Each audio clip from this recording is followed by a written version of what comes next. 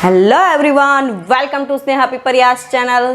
આજે આપણે બનાવીશું આલુ પરોઠા અને એ આપણે એકદમ નવા સ્વાદમાં બનાવીશું। અને જો તમારા આલુ પરોઠા ફૂલતા ના હોય અથવા તો વણવામાં ફાટી જતા હોય તો ખાસ કરીને મારી આ રેસિપી જરૂરથી જુઓ અને તમે એક વખત આ આલુ પરાઠાની રેસિપી ટ્રાય કરો। આઈ હોપ કે મારી આ રેસિપી તમને પસંદ આવશે। તો ચાલો આપણે સ્ટાર્ટ કરીએ। તો સૌપ્રથમ આપણે પરાઠાનો લોટ બાંધી લેવાનો છે। તો અહીંયા મેં 4 બાઉલ જેટલો ઘઉંનો રોટલીનો લોટ લીધો છે અને તેમાં આપણે ટેસ્ટ અકોર્ડિંગ મીઠું એડ કરી દેવાનું છે અને 5 થી 6 ચમચી જેટલું તેલ એડ કરવાનું છે મોણ માટે।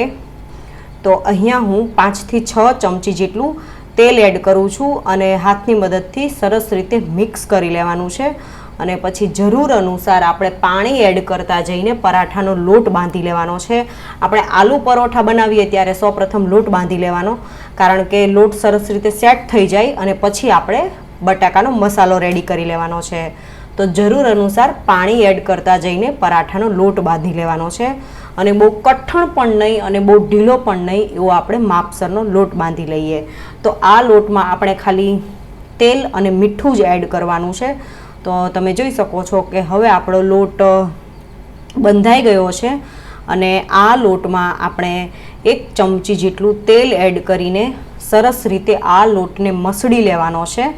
જો સારી રીતે લોટ મસળેલો હશે તો તેના પરાઠા બનાવવામાં આપણને આસાની રહેશે, એટલે હું 1 ચમચી જેટલું તેલ એડ કરીને લોટને સારી રીતે મસળી લેવાનો છે અને પછી આપણે આ લોટને ઢાંકીને મૂકી દેવાનો છે, કારણ કે લોટ સરસ રીતે સેટ થઈ જાય એ માટે આપણે તેને ઢાંકીને મૂકી દેવાનો છે અને પછીથી જ આપણે બટાકાનો મસાલો રેડી કરી લેવાનો છે। તો હવે આપણો લોટ રેડી છે, તો હું એક વાસણની મદદથી આ લોટને ઢાંકી લઉં છું।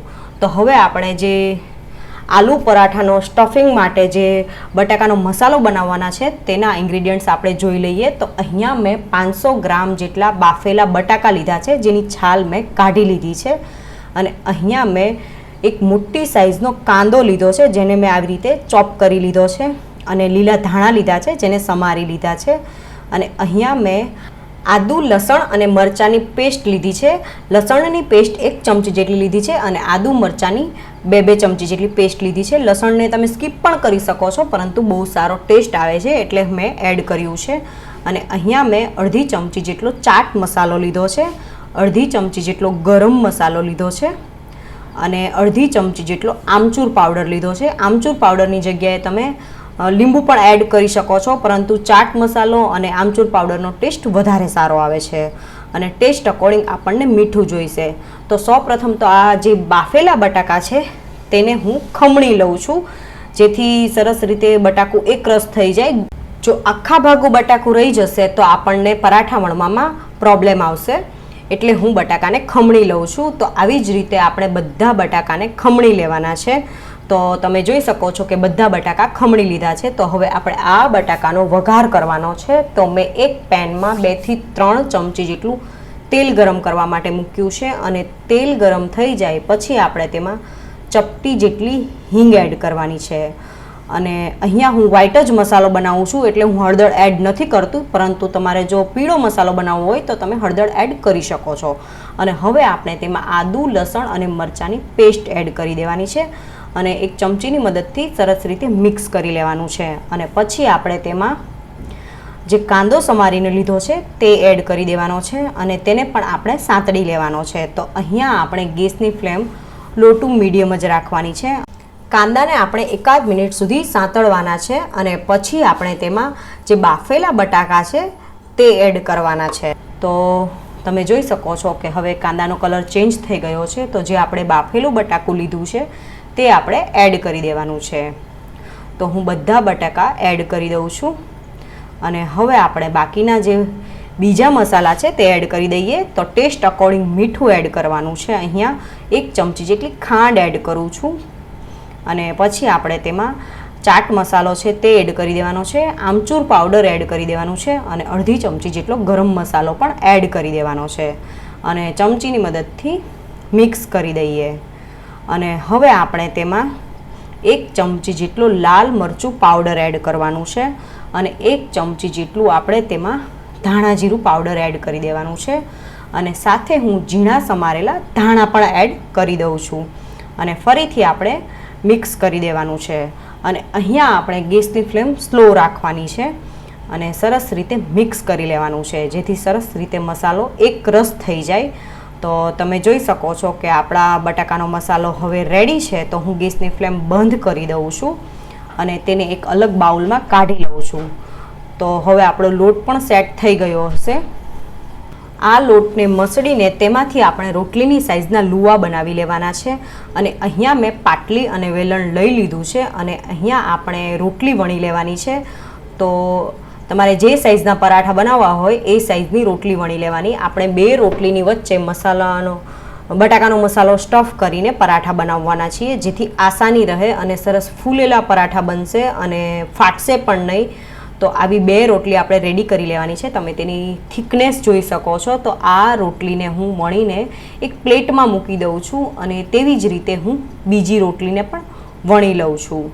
તો આવી રીતે પરાઠા કરવાથી સરસ રીતે પરાઠા ફૂલશે અને જરા કાચા પણ નહીં રહે. રોટલી સરસ રીતે શેકાઈ જશે અને આસાનીથી બધા કરી શકશે એવી ઇઝી મેથડ છે. તો હવે આપણે આ એક રોટલી પર બટાકાનો મસાલો ચમચીની મદદથી સ્પ્રેડ કરવાનો છે અને બધી બાજુ મસાલો આવે એ રીતે આપણે મસાલો લગાવી લેવાનો છે. અને મસાલો લગાવી લીધા પછી આપણે જે બીજી રોટલી વણીને રાખી છે તે રોટલી આ મસાલાવાળી રોટલી પર મૂકી દેવાની છે અને તેની બોર્ડરની બધે બાજુ આંગળીની મદદથી પ્રેસ કરી લેવાનું છે. અને હું તમને બીજી રીત પણ બતાવું છું કે જે કાંટાવાળી ચમચી છે તેની મદદથી આવી રીતે છૂટા છૂટા અંતરે પ્રેસ કરીને પણ આપણે બનાવી શકીએ છીએ જેથી મસાલો બહાર ના આવે. તો તમે કોઈ પણ રીતે કરી શકો છો. તો આ પરાઠામાં થોડો કોરો લોટ સ્પ્રિંકલ કરીને આ પરાઠાને આપણે વણી લેવાનું છે જેથી બધી બાજુથી એક સરખું પરાઠું બની જાય. તો અહીંયા આપણે હળવા હાથે વેલણ ફેરવીને પરાઠાને વણી લેવાનું છે. તો તમે જોઈ શકો છો કે હવે આપણું આ પરાઠું શેકાવા માટે રેડી છે.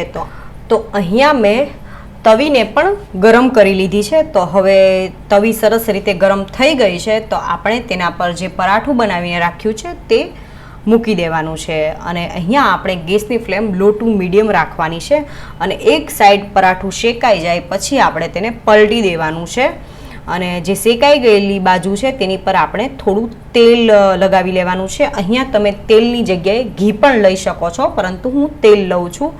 અને બીજી બાજુ પરાઠું શેકાઈ જાય પછી આપણે ફરીથી પલટાવી દેવાનું છે અને અહીંયા આપણે તાવીથાની મદદથી આવી રીતે પ્રેસ કરતા રહીશું જેથી બધી બાજુ પરાઠું સરસ રીતે શેકાઈ જાય. પરાઠા શેકવામાં પણ ઘણી ટિપ્સ હોય છે કારણ કે ઘણીવાર ફાસ્ટ ગેસે જો આપણે પરાઠા શેકીએ તો દાજો પડી જતી હોય છે પરંતુ અંદરથી કાચું રહી જતું હોય છે. એટલે આપણે હંમેશા લો ટુ મીડિયમ ગેસે જ આપણે પરાઠાને શેકવાનું છે. તો હવે આપણે બીજી બાજુ પણ તેલ લગાવી લેવાનું છે અને ફરી આપણે તાવીથાની મદદથી પ્રેસ કરીશું. તો તમે જોઈ શકો છો કે પરાઠું સરસ રીતે ફૂલાયું છે. તો આવી જ રીતે આપણા પરાઠા ફૂલેલા બનશે જો તમે આ રીતથી પરાઠા બનાવશો તો. અને મસાલો પણ બહાર નહીં નીકળે અને વણવામાં પણ ઇઝી છે. તો તમે જોઈ શકો છો કે પરાઠું સરસ રીતે નેચરલી ફૂલાયું છે. તો હવે આપણું પરાઠું બધી બાજુથી શેકાઈ ગયું છે.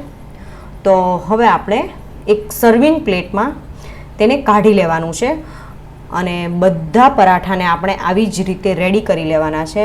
અને તમે એક વખત આ રીતથી જરૂર ટ્રાય કરો. બધાને બહુ પસંદ આવે છે એવા પરાઠા બને છે.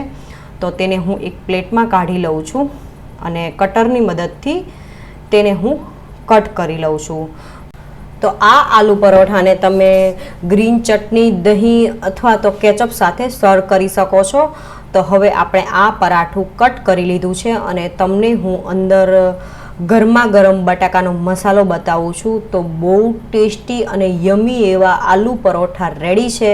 તો તમે એક વખત આ રેસિપી જરૂરથી ટ્રાય કરો અને જો મારી રેસિપી પસંદ આવે તો વિડીયોને લાઇક અને શેર જરૂરથી કરો. મારી ચેનલને સબસ્ક્રાઈબ કરો અને સાથે મને મારા ફેસબુક પેજ સ્નેહા પીપરિયા વ્લોગમાં પણ ફોલો કરો.